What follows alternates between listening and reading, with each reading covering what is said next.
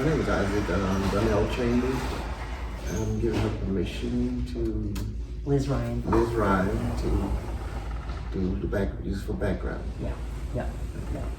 So thank you for taking time to chat today. I'm sorry it's taken so long and that I got a little distracted and waylaid and now getting back into this. But I would love to just hear a little bit about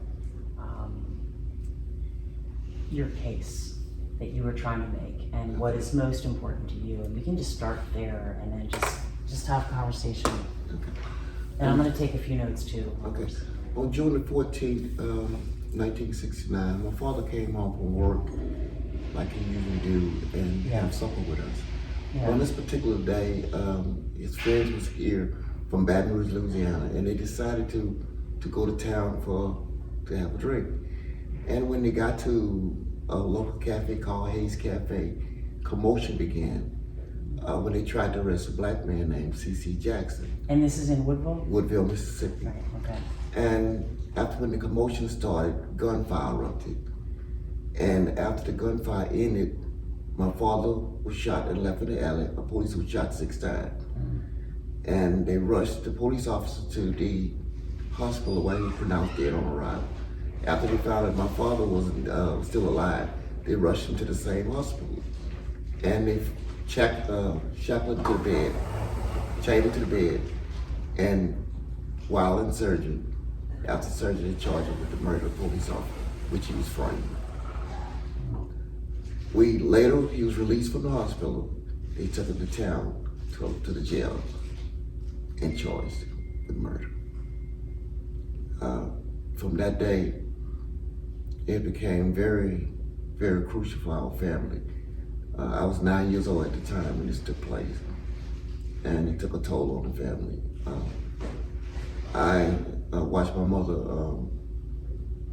for 4 years in a row, cried, trying to get out of daddy free. Yes. Later on, we noticed that he had the bandages around his head. We went to visit him for the first time, and he had white bandages around his head. We could barely see him in the cell due to the little hole in the cell. And where was he? He was at Wilson County Jail in Woodville, Mississippi. Okay. And it went on for a while, back and forth, going to court. And after that, he finally told my mother that he thinks he's gonna be gone for life. And it just tore us apart. And we didn't know how we was gonna survive due to the fact that he was the sole survivor of the family. And my mother never had a job. So my oldest brother, 16, was Willie Chambers. He made a promise to my father when he was leaving the courtroom after he was sentenced to life in prison that he would take care of the family. And as he was leaving with tears in his eyes, he told him to keep the promise that he made. And he said, okay. And he did all he could to do that. And through the struggle, I became very depressed. It took a toll on me. Like I said, I was 9 years old at the time. And I became very depressed and very eager to find out what was going on with my father's case. So I usually would hide in the closet when they talking and listen to see what was going on. And as I was going to school, they was making fun of me about what had happened to my father. So I decided to start skipping school. And I would climb up in a tree and eat honey bun and pepper sausage all day and wouldn't go to class. So when they found out they had framed him, my father was framed. He was supposed to have a 22 caliber, but his gun was a 38. So they took the 22. I found out that they had a 22 pistol. They took it and hid that one and bought another one and framed my father with it. But he had a 38 special. He was also a part-time police officer working for the Woodville Police Department.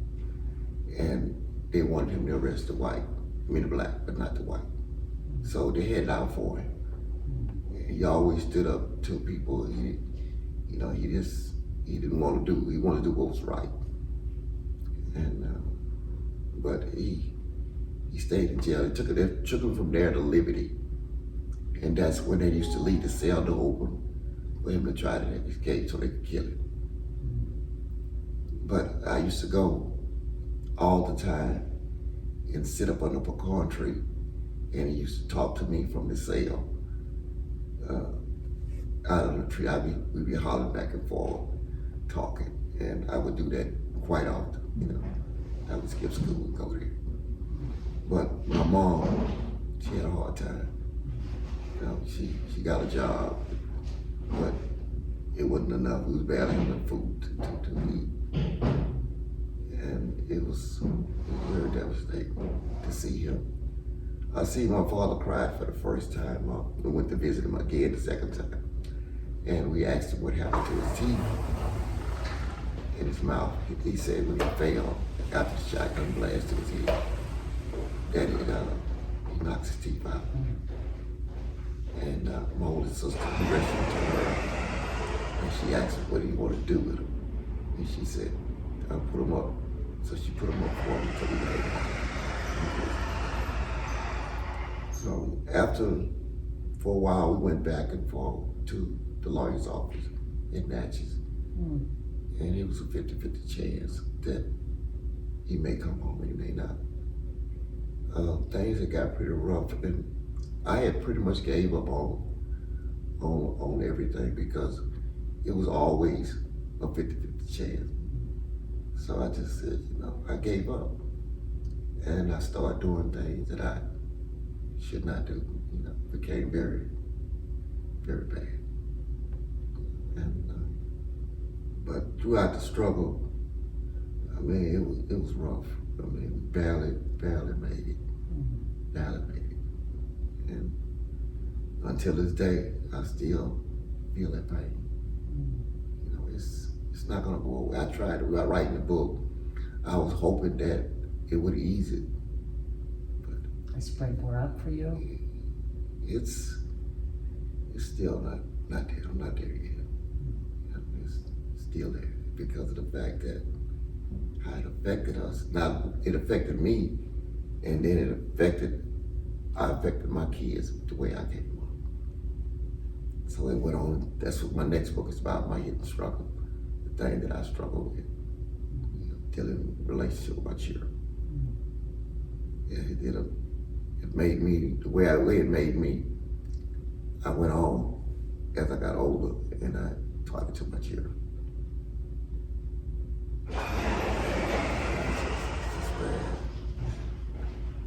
Could we go back just a little bit? Thank you for sharing all that. So your dad was in jail, and then, so let me go back for a second. So he was a part-time? He was a part-time police officer. And he was accused of killing another police officer? Correct. And then he was charged and held in the jail, and then he was convicted and sent to life in prison. Oh, to life in prison, and he was sent to a prison in Liberty? He went to Parchment, Mississippi. Oh, he went to Parchment, okay. Right. That's what I was wondering. So he was in jail. And then they convicted him of murder of a police officer and gave him life in prison. Okay, and he was there? 4 years. 4 years, okay. So he did come home? He came home after 4 years.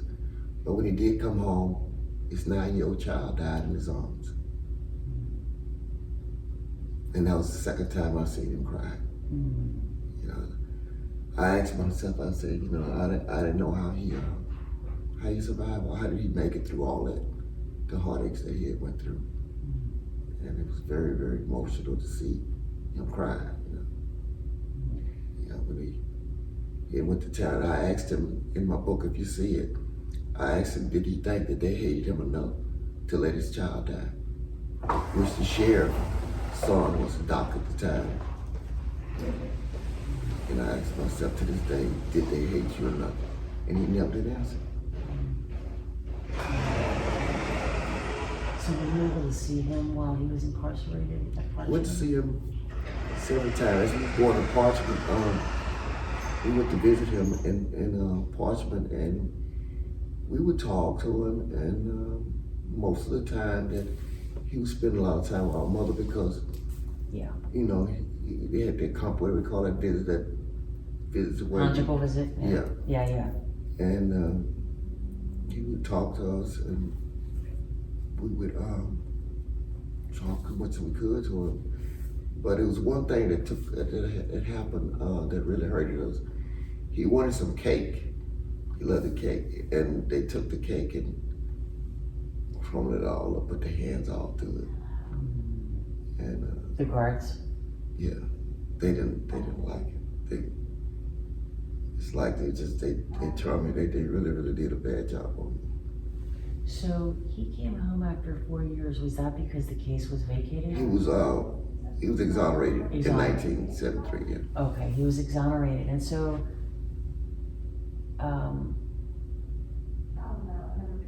so in terms of what you're looking to try to do, tell me a little bit about what your campaign or what your... My goal is, before he passed away, I made him a promise that I will let the world know what happened to him. Either by a documentary about the book, or either tell a story in the book about it, and keep pushing it. I would like to do a documentary on this. That's my goal. Is to do a documentary on it? Documentary. Yeah. Wow, that's incredible. Yeah.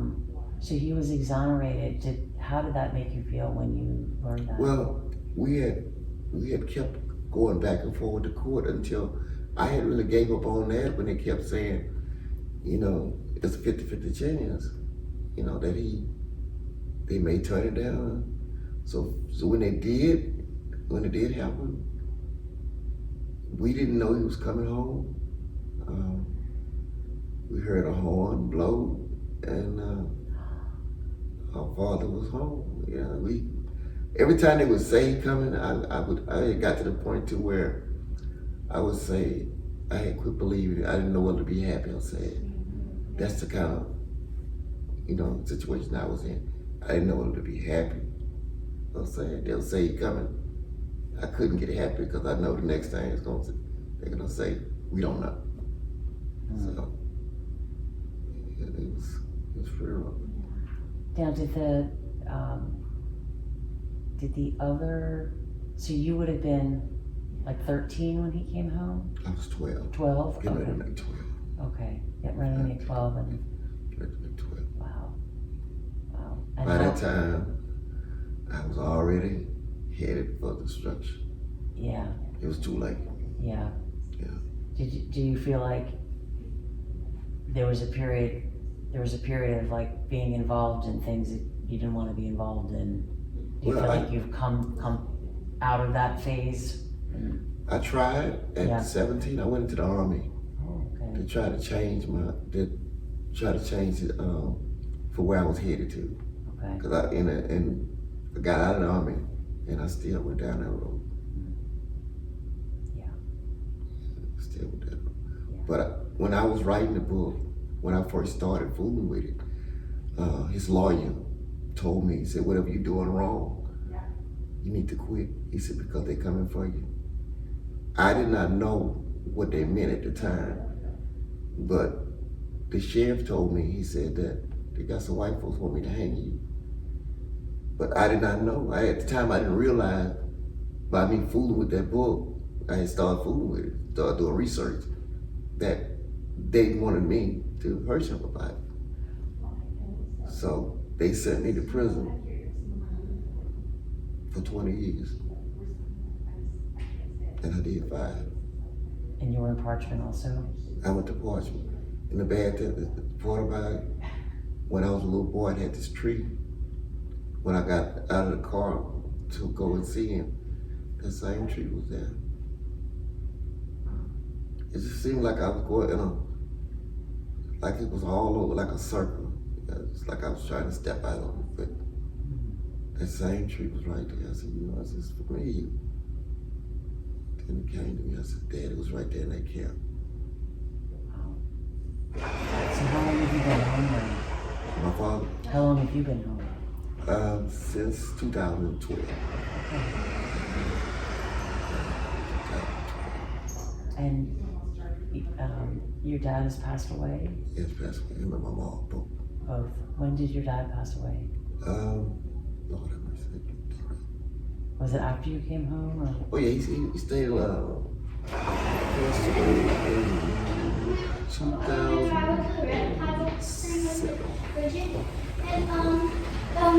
touched the My mom passed away in 2011. So he lost three or four kids before he passed away. How many kids did you have in your family? It was 9. My father had 9. Well, my mother and him had 9 kids together, but he had 11 altogether. Okay, wow. What heartbreaking. It's heartbreaking. I mean, it's what I seen my mom went through. You know, she tried to get a job and she would come home smelling like alcohol because the guys didn't want her. They wanted her to talk, and they would throw liquor on it. So what I would do, I had started stealing out of a store, taking money from out of a cigar box, and I would hide it in her purse. And that was my way of helping her. I would take the money and put it in there. She never did catch on to it. So that's how I did what I did. So when did you decide to start writing the book? I started fooling with it when I was in school, when he first got locked up. I asked my teacher if she go and get the newspaper clip because I wanted to see what was going on with it. So after we came back off school break, she read some to me. And that's when I took it and put it up on the mattress. And I've had them. This is it right here. So that's the article, right? Can I get a picture of you with that? I mean, I've been had this for a decade. Wow, that's okay. And which thing? I think that I made a copy of that before. Let me see. Yes.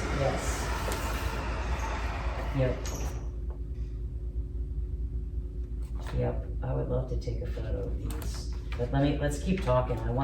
So you got these, you were able to get these newspapers. I was able to get those, and after I got out of school, when I first told my father that I was going to write the book, I started doing a lot of research, and at the time I got involved in drug selling, and that's when I went to the lawyer's office. He had some stuff up on a desk, and he said, I knew one of y'all would come one day, but I didn't know which one. So he blew the dust off of it, and he reached a stack of stuff to me, and he said, here. He said, but now whatever you're doing wrong, stop. I didn't pay it. I didn't know what was going on at the time. But when I came home from prison, I knew then. I played back in my mind what the sheriff said, that they got some people, white folks, want me to hang you. Oh, was that Sheriff Jackson? Sheriff Jackson. Yeah, he's still sheriff. Still sheriff. Yeah. And he did exactly what they done. They sent me to prison. And I didn't get caught with anything. But I was doing wrong, but I didn't get caught. Yeah. Did you feel that, did you feel like he was in on it too? I felt like, yeah. It wasn't for him. Him and Judge Sanders, I think, feel like that they was in the cahoots together with it, and they had some people telling them that they need to get rid of me and different stuff like that because I was a bad influence on people. So you live in Louisiana, not Mississippi? Yeah, I don't think Mississippi anymore. Yeah. So your dad was exonerated in 1973 and he came home. He came home. And so is there anything more in the case that you feel you want to have happen? My father didn't receive anything from this. No resources from the exoneration? He didn't get anything from this. Uh, And I feel like that. I feel like now it's time that somebody recognizes what happened to him. Because the person who did actually murder, he's still free. And he actually still living. Nothing ever happened with him? Nothing ever happened. Have you ever talked to the family of the man who was killed? Of the police officer that was killed? I knew one of the family, a couple of families were real good. Have they ever asked to, They if your was- father was exonerated, then did they say, hey, they didn't get any justice either, right? They knew who did it, but when I spoke with him, he said, I don't want this to get between me and you about what happened to your dad and my uncle. And I said, I don't have no problem with that, you know. That's the pain. Yeah, I left it like that. yeah. I just wondered if you knew anything about whether, I'd be interested in talking to the other family to find out. Nobody really wanted to talk about anything about that. Interesting. Nobody wanted to talk about it. They wanted that because it was so much a cover up dealing with the sheriff, McGraw, and James Farmers was the chief of police. When I got in trouble, they took me upstairs and he threw his APN out on the floor and asked me to pick it up. And when I went to pick it up, he kicked me in my ass with his boot. The sheriff? No, chief of police. The chief of And he said, police. I'm gonna do you just like I did your damn dad. I'm gonna send you to prison. He actually bust my head off. I still had the bar marks on my head from that. And someone else asked me, do you ever get over? How can I get over? Every time I look in the mirror, I can see the marks. I'll never forget that. And that chief of police, He died. he died, okay, McGraw's died. Right. So this would be a state of Mississippi apology, reparation, something from the state. Have you ever applied for anything or asked a lawyer to help you? We filed for it, and it was in 2012 was the last time Okay. that I could have got it, and it was by that time I was in prison, you know, just getting out of prison. Yeah. So if that wouldn't have happened to me, I probably would have got it, but they stopped it by sending me to prison because I was on a hunch to do what I was doing. Mhm. And was there any press coverage around that? Do you recall? I think my mother said they had someone came down and wanted to do a book on it, and but the lady from Michigan State,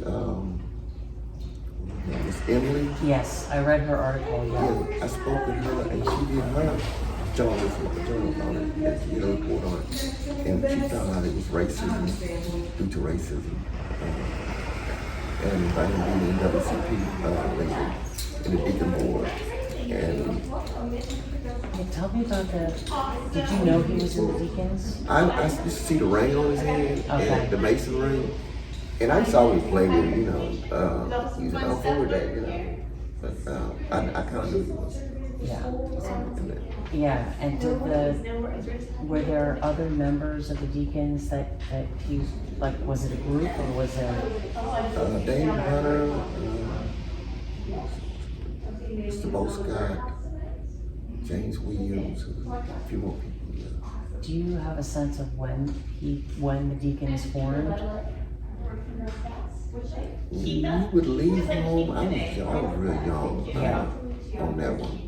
Okay. But I know he would leave home and said he's going to the church or some type of meeting, and that would be it. Okay. Because there was also, the Deacons here in Louisiana, in Bogalusa. But they was meeting uptown in Mississippi, in Woodville at the In time. Woodville. Yeah. Okay. So that group, so you were living in Mississippi at the time? Right. Okay, and so it was kind of the Woodville Deacons Right. group. And do you recall whether, was there anything from that time that sticks out in your mind? Yeah, they used to throw rocks through the window while we sit at the table eating. At home? Yeah. The plan to They just come in and throw the rocks through the windows, and he'll go out there and shoot in the air a couple times, and they would leave. We'd be sitting at the table eating a glass flour and our food. Did you guys know who was in the plan? But yeah, no, we didn't know. They had on white sheets. That really bothered my mother a lot. She would get up screaming and crying. So, yeah, I'm curious about that because that's, in some places, that's why the deacons kind of emerged as a force in Louisiana and Mississippi, and a couple other places too. You know, just because of what was happening with the Klan. My father, you know, he was a good man. He was a church-going person, believed in his life. But I just don't see how he survived what he did. I don't, he just, I don't know how he did. But he did.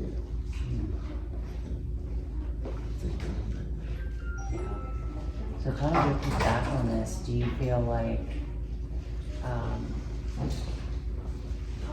was he bitter about what happened to him? What was his demeanor like? My father was, he was humble. He kept a lot to himself. We talked a lot. As I got older and he used to ride a lot, he would tell me a lot of stuff about what happened. And he just told me, he said, look, stop doing what you doing. They don't call you money, they don't catch you. Cover me. They didn't like him. They liked him. And I didn't see why, because he wasn't doing it right. And it was bad. Was part of the struggle that they wanted him to arrest someone and he refused to do it? Was that what the struggle, I think he was more of like doing what's right, and they didn't want that. They wanted him to do what they wanted him to do, and he wasn't going for that. And do you have a sense, like, so when would he have been the deputy sheriff? Like, would it have been, would he have started before 1969? Like, how long did he? I would say 1967 or so. To have been one of the first black deputy sheriffs? He was the first black officer on the force. I was wondering that because yeah. at that time it had to have been and did you say there was a second deputy sheriff that was also after that? He was black too. That's the one who got killed. Okay, so there was your dad and this other guy, and he was killed. The other guy was killed. And was he killed by a black person or a white person? When the riot broke out. I only ask that because I wonder why that family hasn't pursued, why the man was killed, why his family hasn't pursued this other person, and it could be because they, what do you think? I don't know. It's something was behind all that. Yeah. I mean, I know it's not your story and that's their situation and it's a separate thing, but I'm just curious about that, especially because if your father was exonerated, you would think that the other people would say. Well, he the guy who did it, he admitted to it. He admitted to it at the time, right? Yeah, he confessed it. Yeah. That he did it. Yeah. And they wouldn't allow, there's the reason why my daddy's case was overturned, because they wouldn't allow him to cross-examine his accuser. So that's why it was overturned. Okay, so it was overturned, and then did the state then say, well then, you didn't do it? I don't know. You don't know, okay. So the conviction was overturned, but it doesn't. He was exonerated. Oh, he was, okay. Yeah, he was exonerated. Okay. All right, so they basically said you didn't do it. He didn't do it. Okay. He was frightened. Yeah, so you would think that the family of the victim would say, all right, well, we want justice. Like, this was clearly a miscarriage of justice if this other man was convicted for the murder, and that's not what happened. At the time, like I said, it was 6 people they said was shooting. More than one person was shooting. But they knew that Gable McDonald was the murderer. Gable McDonald. Was the trigger man. And, so Sheriff, tell me about Sheriff McGraw. What do you know about him? He was dirty, Dirty in what way? racist. He didn't like black people. But then he was a sheriff for a long time too. He was a sheriff for a long time. He, I wanna say, was he sheriff when this happened? Yeah. Okay, because there was a period of time when he wasn't sheriff, like during the 60s, like he was in the early 60s, and then he wasn't a sheriff, and then he ran again. But McGraw was a sheriff, I think, during the time. Yeah, he was a sheriff during the time. Okay. And I think James Farmer he's a chief of police, because he had been there for a long time. Okay. He was chief of police of Woodville? Right. Okay. And so on McGraw, did people suspect him of being in the Klan? Probably did. I mean, Yeah, I just wondered if you'd ever I heard that. didn't know, but like I said, my father told me a lot of things, but he didn't never mention something because he couldn't talk about it because of the fact that he was in that deacon thing. Yeah. They couldn't talk about it. Yeah, they didn't want anyone to No, know. they couldn't talk about that. Yeah, that would definitely have been a problem. I remember him telling me that I can't talk about that. So, Yeah, and the deacons were very security conscious, right? Like they were trying to protect black families from harm, right, against the Klan. Yeah. Wow. And do you think that's why he was framed, because he was a member of the deacons? it's a lot more to it than that, but it's mostly because of racism. Like I said, he didn't follow the instruction. And my father knew a lot what went on up there at that jail. There was a lot of hanging, a lot of other stuff was going on that he knew. And so they was trying to kill 2 birds with 1 stone. both guys. One guy's dead, and then send the other guy to prison for the Yeah, murder. it's like, Wow. you know, And looking back now, do you feel like the Woodville and Wilkinson County have changed at all? no, I feel like it's, how would I say it? The black man hiding up under the white sheet is the Ku Klux Klan. That's what I feel like. I feel like that it's still being ran by white people. But there's a black guy there, but he's hiding up under the sheet. That's what I feel. Yeah. And so has anybody from Wilkinson County ever apologized to the mayor or city council or county council? I went to try to get a street named after him, and they turned that down. I feel like that they owe him. They owe the family something. It's just, I just feel like they just want to just let it go. I can't let it go because of what it done to me. It destroyed my life. It really did. I'm still shaking back, and I'm 64 years old, and I ain't got over it yet. Have you ever heard of a man named O'Neill Moore in Bogalusa? He was a deputy sheriff, and he was murdered by the Klan in 1960. I want to say it was 65 or 66. It was right before the incident with your dad. I mean, a couple years before. I saw his family yesterday, O'Neill Moore's family, because they came to this event that we had. And there's a book about his case. I'll send you the name of the book. I think it's called Clan of Devils. And Stanley Nelson, who was the journalist who we were honoring last night, he wrote the book about memoir. But I mention that because that's another family that was affected by something almost identical. I mean, not identical, but close to what you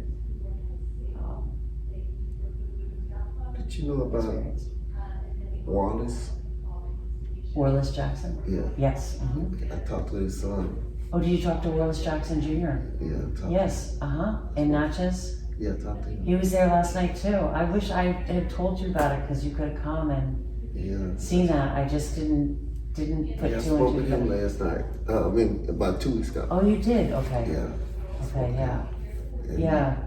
He told me to get in touch with the family movement. Oh, the family movement. Okay. Right.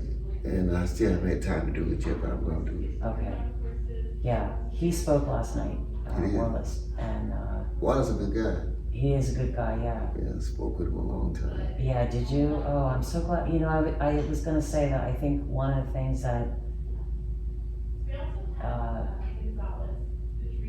in this horrific event that you've experienced with your father going through this, there are other people out there who have experienced the same thing, and you guys being connected, that's great that you're connected already to Yeah, us. he was 9 years old also. Yes, oh my gosh, that's right. He You was guys 9 were years both- old when his father got Yes. killed, when they blowed his father.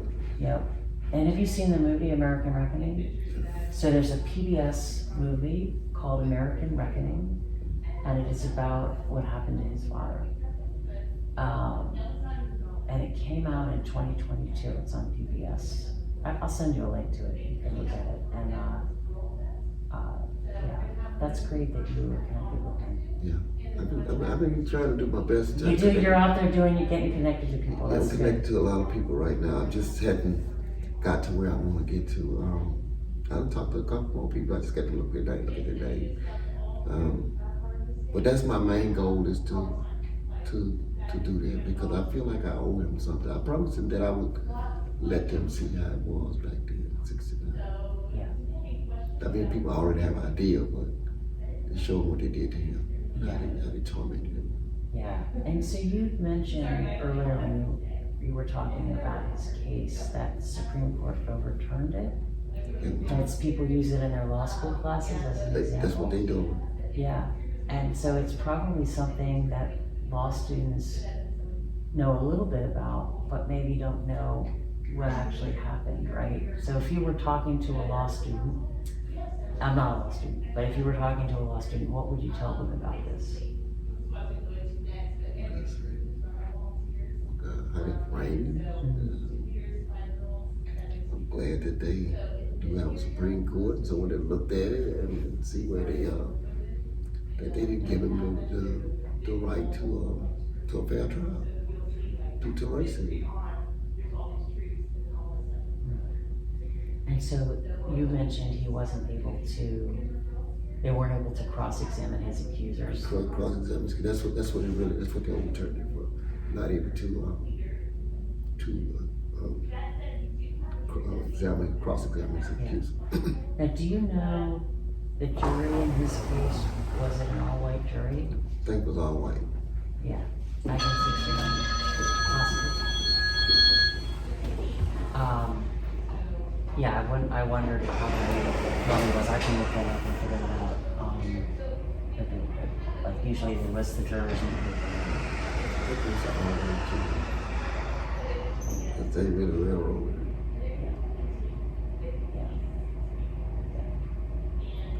And you mentioned the NAACP. He was a member of the He's in NAACP. WCP. He was on the deacon board.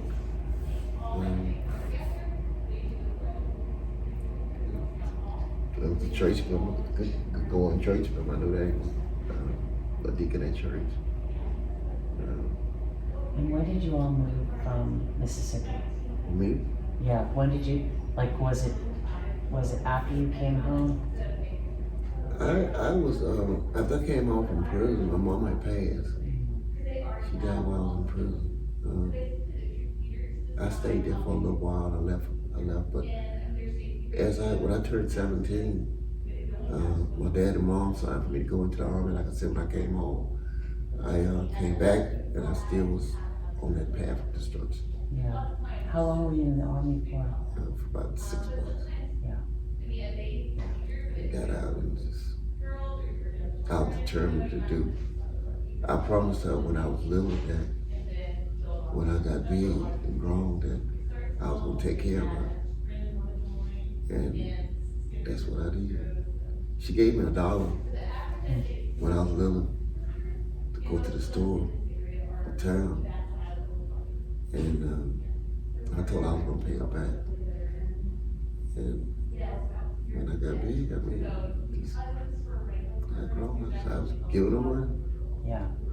But she didn't want it like that, but that's what I did. Yeah. You made a promise to her, it sounds like. And I kept it. Yeah. I made another promise to her, but I didn't keep that one. But it's a lot more sadness to this, but I just, sometimes I can't really get all the way into it like I want to because Yeah. I have to be like, the vibe. I have to be like deep into it. Like sometimes I be like, want to just, Yeah. It's painful. It's painful talking about it probably, right? It's a lot of things that I saw and that we went through. And I think that it wouldn't have been like it if you'd have been here. Yeah. Are your siblings, where are you in the family order of siblings? It's 2 girls and 2 boys left. And were you, like you said, there were 9 kids or 11 kids? I was the 3rd oldest of the boys. The 3rd oldest of the boys, okay. And you said there's 5 of you left? It's 4. 4 of you left, sorry, 4 of you left. Wow. Do you get to see your siblings a lot? I just see one today, Bob. Okay. Yeah, just saw it today. I see him quite often. Yeah. So you have each other? Yeah, we still not as close as we used to be, but we still see each other. We all spread it out. Yeah. And now you have kids? Bunch of them. You have a bunch of them, okay. Yeah. Yeah. But Yeah. Do they know about this case? Do they know about your dad? I think they know, but I don't think they really know the nature and the seriousness behind it and how it affects me. Maybe they do, maybe they don't. I don't think they do. What caused me to be the way that I am. Yeah. And that's what I'm writing about now. Okay.